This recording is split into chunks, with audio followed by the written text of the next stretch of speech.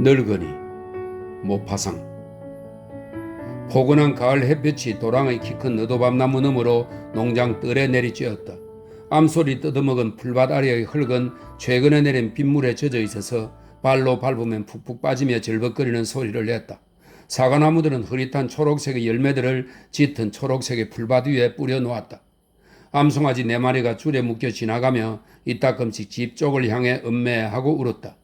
가금류들은 축사 앞 퇴비 위에서 활기 넘치는 몸짓을 했다. 몸을 문지르고 움직이고 꼬고대거렸다. 수탉 2마리는 쉬지 않고 울어대며 지렁이를 찾고는 힘차게 꾀꾀거리며 암탉들을 불렀다. 나무 울타리는 열려 있었다. 남자 하나가 들어왔다. 40살쯤이었지만 그 모습은 60살쯤으로 보였다. 주름이 많고 몸이 굽었으며 밀집이 가득 든 무거운 남학신의 무게 때문에 둔하고 느린 걸음으로 걸었다. 몸 양쪽에는 지나치게 긴 팔이 달려 있었다.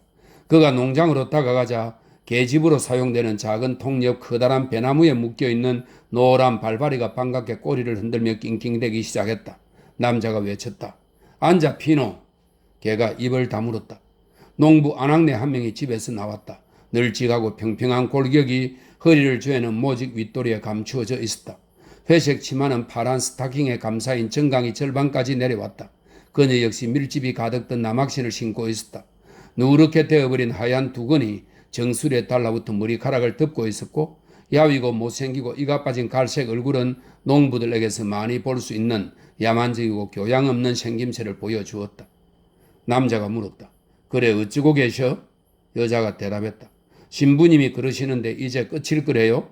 오늘 밤을 넘기지 못할 거라네요? 부부는 집 안으로 들어갔다. 그들은 부엌을 통과한 뒤 나지막하고 컴컴하며 유리창 하나를 통해 겨우 빛이 들어오는 방 안으로 들어갔다. 방 앞에는 노르망디 옥양목 천 한 장이 떨어져 있었다. 세월의 흐름과 연기로 거무스로 맺은 천장의 커다란 들보가 다락의 얇은 바닥을 지탱해주고 있었다. 다락에는 밤낮으로 쥐들이 돌아다녔다. 흙바닥은 울퉁불퉁하고 축축하고 기름져 보였다. 방에는 희미한 하얀 얼룩처럼 보이는 침대가 놓여 있었다. 침대에는 농부 아낙네의 아버지인 늙은이가 누워 있었다. 규칙적이고 거친 소음, 힘겹게 몰아쉬는 헐떡임이 망가진 펌프에서 나는 듯한 꾸르륵거리는 소리와 함께 암흑에 감싸인 침대에서 흘러나오고 있었다. 부부는 침대로 다가가 온화하고 체념한 눈으로 빈사 상태의 병자를 바라보았다. 남편이 말했다. 이번엔 정말 끝일 거야. 밤까지 가지도 않을 거야. 아내가 말했다. 점심때부터 저렇게 숨을 몰아쉬시네요. 그리고 그들은 입을 다물었다. 눈을 감고 있는 늙은이는 얼굴이 흑빛이었다. 너무나 메말라서 마치 나무로 된 것처럼 보였다. 반쯤 열린 입으로 그의 힘겨운 숨결이 찰랑거리며 드나들었다. 회색 이불은 병자가 호흡할 때마다 가슴 위에서 오르락내리락 했다. 긴 침묵 뒤에 남편이 말했다. 이제 장인어른과 헤어져야 해. 우리는 아무것도 할 수 없어. 게으른 사람들에겐 성가신 일이지만 날씨가 좋으니 오늘부터 슬슬 시작해야 할 거야. 그의 아내는 그 생각에 염려하는 듯 했다. 그녀는 잠시 곰곰이 생각하다가 말했다. 돌아가신다 해도 토요일 전에는 아버지를 매장하지 않을래요. 그리고 게으른 사람들에게는 내일이 있잖아요. 농부는 심사숙고한 뒤 대답했다. 그래. 하지만 장례 전 모임은 내일 해야 할 거야. 그러니 나는 대여섯 시간 동안 두루비르에서 마너토까지 사람들 집을 돌아다니며 알려야 해. 여자가 2, 3분 동안 깊이 생각한 뒤 말했다. 3시간도 걸리지 않을 거예요. 그 시간 동안 아버지가 돌아가실 거라는 소식을 충분히 알릴 수 있어요. 남자는 당황해서 잠시 가만히 서서 그 생각의 논리적 규결과 이점들을 헤아려 보았다. 마침내 그가 말했다. 그래도 지금 가봐야 해. 그는 밖으로 나갔다. 그리고 잠시 망설인 뒤 다시 돌아와서 말했다. 당신은 할 일이 없을 테니 사과를 따. 그리고 그 사과로 두용 4-5을 만들고, 이 두용은 밀가루 반죽에 사과나 배를 넣어 익힌 노르망디 지방의 과자를 말합니다. 두용 4-5을 만들어 장례 전에 오는 사람들에게 대접하게. 앞찾기 창고 아래에 있는 나무단으로 화덕에 불을 피우고 나무단이 잘 말랐을 거야. 그는 방에서 나가 부엌으로 가서 찬장을 열어 6파운드짜리 빵을 꺼내 조심스럽게 자르고 선반에서 떨어진 빵 부스러기들을 손에 담아 입안에 털어넣었다. 그러고는 갈색 사기 단지에서 가염 버터를 조금 떼어내 빵을 펴 바른 뒤 매사에 그러듯 천천히 빵을 먹었다. 그런 후 뜰로 나갔다. 개가 낑낑댔지만 그는 개를 진정시킨 후 도랑을 따라 길게 이어진 길을 나섰다. 그는 투르빌 방향으로 멀어져 갔다. 혼자 남은 여자는 일을 시작했다. 밀가루 상자를 찾아내 2용 반죽을 준비했다. 뒤집고 다시 뒤집으며 짓누르고 으깨면서 오랫동안 반죽을 했다. 그 노르스름한 끼가 감도는 하얗고 커다란 공 모양의 반죽 여러 개를 탁자 한 구석에 놓아두었다. 그런 다음 사과를 따라갔다. 나무에 상처를 내지 않기 위해 발판을 이용해 나무에 올라갔다. 그리고 잘 익은 사과만 골라 앞치마에 담았다. 길에서 누가 그녀를 불렀다. 여 식구 부인. 그녀는 뒤를 돌아보았다. 이웃에 사는 이장 오신밥의 영감이었다. 그는 자기 땅에 비료를 주러 가는 길이었다. 비료 화차 위에 다리를 늘어뜨리고 앉아 있었다. 그녀는 그에게 말했다. 일은 잘 되어 가나요, 오심 영감님? 아버님은 상태가 어떠세요? 거의 가시려고 해요. 토요일 7시에 장례전 절차를 치르려고요. 게으른 사람들은 그 시간에 맞춰 우리 집에 오려면 분주하겠지만요. 오심 영감이 대꾸했다. 알았어. 행운을 빌어요. 잘 지내고요. 그녀는 공손하게 대답했다. 고마워요. 영감님도요. 그런 다음 다시 사과를 따기 시작했다. 집에 돌아오자마자 그녀는 아버지가 돌아가시기를 기대하며 아버지를 보러 갔다. 하지만 문과에서 시끄럽고 단조로운 숨소리를 듣자마자 아버지의 침대로 갈 필요가 없다고 판단하고 2용을 준비하기 시작했다. 시간을 낭비하기 싫었다. 얇은 밀가루 반죽으로 과일을 하나하나 감싼 뒤 탁자 가장자리에 줄을 지어 얹어 놓았다. 그렇게 48개의 반죽을 만들어 12개씩 나란히 놓은 뒤 저녁 식사를 준비했다. 냄비에 감자를 삶았다. 오늘 화덕에 불을 피우는 것은 쓸데없는 일이라고 생각하면서 5시경에 그녀의 남편이 돌아왔다. 그는 문지방을 넘자마자 물었다. 돌아가셨어? 그녀가 대답했다. 아직 아니에요. 계속 꾸르륵거리는 소리만 나요. 그들은 노인을 보러 갔다. 노인은 확실히 똑같은 상태였다. 시계처럼 규칙적인 거친 숨소리가 더 빨라지지도 더 느려지지도 않았다. 숨소리는 톤만 조금 달리하면서 시시각각 계속되었고 노인의 가슴 속으로 공기가 들어갔다 나왔다 했다. 남편이 장인을 바라보다가 말했다. 우리가 눈치채지 못하는 사이에 돌아가실 거야. 마치 촛불처럼 말이야. 그들은 부엌으로 돌아갔고 말없이 저녁을 먹기 시작했다. 수프를 마신 다음 버터 바른 빵을 먹었고 즉시 설거지를 한 뒤 다시 병자의 방으로 갔다. 여자는 심지에서 연기가 나는 작은 램프를 손에 들고 가서 아버지의 얼굴 앞에 비추어 보았다. 병자가 숨을 쉬지 않는다면 그것으로 병자의 숨이 완전히 끊어진 것을 확인할 수 있을 터였다. 부부의 침대는 방 다른 쪽 끝에 움푹 들어간 공간에 숨겨져 있었다. 그들은 한마디도 하지 않고 침대에 누워 불을 끄고 눈을 감았다. 얼마 지나지 않아 두 사람의 코 고는 소리가 들려왔다. 한 사람의 소리는 더 깊숙하고 다른 사람의 소리는 더 날카로웠다. 그 소리들이 죽어가는 병자의 끊임없는 헐떡임 소리와 어우러졌다. 다락에서는 쥐들이 뛰어다녔다. 아침이 밝자마자 남편이 깨어났다. 장인은 아직 살아있었다. 그는 노인의 저항에 걱정이 되어 아내를 흔들어 깨웠다. 맙소사 폐미, 장인어른이 도무지 가질 않으시니 어떻게 하지? 그는 그녀에게서 훌륭한 조언을 기대했다. 그녀가 대답했다. 오늘 낮에는 가지 않으실 것 같아요. 하지만 걱정할 건 전혀 없어요. 내일 시신을 매장하는 것을 이장님이 반대하지만 않는다면 레나르 영감님에게 매장을 부탁할 수 있을 거예요. 그는 그 추론의 명확함에 설득되었고 이내 밭으로 나갔다. 그의 아내는 2용을 굽고 농장의 온갖 일거리를 해치웠다.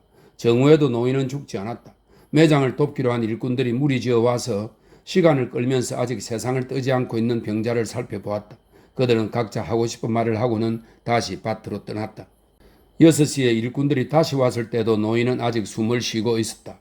남편이 마침내 두려워하며 말했다. 이 시간까지 그대로 계셔. 어떻게 하면 좋지, 팸이? 아내도 해결책을 알지 못했다. 그들은 이장을 만나러 갔다. 이장은 노인이 오늘 안에 눈을 감기만 하면 내일 매장하는 것을 허락해 주겠다고 약속했다. 그들은 보건소 소장도 만나러 갔다. 그 역시 망자의 사망증명서를 실제 날짜보다 앞당겨 쓰도록 조치해 주겠다고 약속했다. 부부는 조용히 집으로 돌아왔다. 그들은 잠자리에 들었고 전날처럼 노인의 약해진 숨소리와 그들의 잘 울려 퍼지는 숨소리가 섞였다. 다음날 그들이 잠에서 깨어났을 때도 노인은 여전히 죽지 않고 있었다. 그들은 당황하여 노인의 침대 머리맡에 우두커니 서서 마치 그가 그들에게 몹쓸 장난이라도 친 것처럼 그들을 속이기라도 한 것처럼 재미로 그들을 언짢게 하기라도 한 것처럼 경계하는 눈초리로 살펴보았다. 특히 그들의 시간을 허비하게 한 것 때문에 그를 원망했다. 남편이 물었다. 이제 어떻게 해야 하지? 아내도 알 수가 없었다. 이거 참 난처하네요. 지금 손님들에게 사실을 알릴 수는 없었다. 손님들은 정시에 도착할 것이다. 두 사람은 그들을 기다리고 있다가 그들이 오면 상황을 설명하기로 했다. 7시 10분 전쯤 손님 몇 명이 처음 모습을 드러냈다. 여자들은 검은 옷을 입고 머리에 커다란 베일을 들이운 채 슬픈 표정으로 왔다. 남자들은 나사저고를 입고 난처한 표정으로 2명씩 짝을 지어 상황에 대해 이야기를 나누며 결연한 몸짓으로 다가왔다. 시코 씨와 그의 아내는 겁에 질려 가슴 아파하면서 그들을 맞이했다. 두 사람은 맨 처음에 들어온 무리에게 동시에 다가가 울기 시작했다. 상황을 설명하면서 자기들이 느끼는 당황스러움을 이야기했다. 의자를 군하고 몸을 움직이고 변명했다. 누구라도 그들처럼 했으리란 걸 증명하고 싶어서 갑자기 수다스러워져 끊임없이 이야기를 했지만 아무도 그들에게 대꾸하지 않았다. 손님들은 서로에게 다가가 수군거렸다. 난 저 말을 믿지 않아요. 저 늙은이가 그렇게 시간을 끌었다는 건 믿어지지 않아요. 손님들은 기다렸던 절차가 진행되지 않는다는 것을 알고는 당황하거나 실망한 채 어찌해야 할지를 몰라서 가만 앉아 있거나 서 있었다. 몇몇 사람들은 자리를 뜨고 싶어 했다. 식구 씨가 그들을 만류했다. 그래도 식사 대접을 할게요. 2용 좀 만들어 놓았어요. 꼭 먹고 가세요. 그러자 사람들의 얼굴이 환해졌다. 사람들은 낮은 목소리로 이야기를 나누기 시작했다. 떨이 차츰 가득 찼다. 먼저 온 사람들이 새로 도착한 사람들에게 소식을 말해 주었다. 모든 사람들이 2용 생각에 흥기워져서 쑥덕거리며 이야기를 나누었다. 여자들이 병자를 버리고 방으로 들어갔다. 그녀들은 침대 옆에서 성호를 끊고 기도문을 읊조린 뒤 다시 나왔다. 남자들은 그 장면을 보는 것이 꺼려져서 열린 창문 쪽으로 눈길을 돌렸다. 시코 부인이 설명했다. 이 상태가 되신지 더도 덜도 아니고 더하지도 빼지도 않고 이틀이 되었어요. 더 이상 물을 퍼낼 수 없는 펌프 같지 않아요? 죽어가는 병자를 보고 나오자 사람들은 간식 생각이 났다. 하지만 부엌에서 간식을 먹기에는 사람들 수가 너무 많아서 문 앞으로 탁자를 내왔다. 커다란 접시 2개에 놓인 금빛이 도는 먹음직한 2용 4~5가 눈길을 끌었다. 2용의 양이 충분하지 못할까봐 모두가 팔을 뻗어 2용을 집어들었다. 하지만 4개가 남았다. 식구 씨가 2용이 가득 찬 입으로 말했다. 장인어른이 우리 모습을 보면 안타까워 하실 거예요. 2용을 좋아하시거든요. 몸집이 뚱뚱하고 유쾌한 농부 한 명이 선언했다. 어차피 지금 그분은 드시지 못해요. 각자 자기 차례가 있는 거죠. 그 생각은 손님들을 슬프게 하기는커녕 즐겁게 만드는 것 같았다. 지금은 그들 차례, 그들이 2용을 먹을 차례였다. 식구 부인이 비용 지출을 안타까워하며 지하 저장고에 가서 연급부 사과수를 가져왔다. 잔들이 차례로 비워졌다. 이제 사람들은 웃고 큰 소리로 이야기하고 평소 식사 때 하는 것처럼 큰 소리로 외치기 시작했다. 병자 옆에 머물러 있던 늙은 농부 안악내가 자기에게도 곧 닥쳐올 그 상황에 대한 탐욕스러운 두려움에 사로잡혀 창가에 나타난 날카로운 목소리로 외쳤다. 이분이 돌아가셨어요. 돌아가셨다고요? 모두들 입을 다물었다. 여자들이 벌떡 일어나 병자를 보러 갔다. 노인은 정말로 죽어 있었다. 거칠었던 숨결이 멎어 있었다. 남자들은 마음이 불편해져서 서로를 바라보고 눈을 내리깔았다. 그들은 2용을 계속 씹어먹던 참이었다. 불안당 같은 망자가 시간을 잘못 고른 것이다. 식구 부부는 울지도 않았다. 이제야 다 끝난 것이다. 그들은 고요했다. 오늘 밤 안으로 돌아가실 것을 알았다면 이 모든 성가신 일이 일어나지 않았을 것을. 그러나 어쨌든 다 끝났다. 망자는 월요일에 매장될 것이다. 더 이상의 말은 필요 없었다. 그리고 사람들은 다시 2용을 먹을 것이다. 손님들은 어쨌거나 망자를 본 것에 대해 그리고 간단한 식사를 한 것에 대해 만족하며 자리를 떴다. 부부 2사람만 남게 되자 식구 부인이 불안한 얼굴로 말했다. 그래도 2용 4~5을 다시 구워야 하지 않을까요? 아버지가 오늘 밤에 돌아가실 것을 알았다면 좋았을 텐데. 그러자 남편이 체념한 얼굴로 대꾸했다. 꼭 그래야 하는 건 아니야.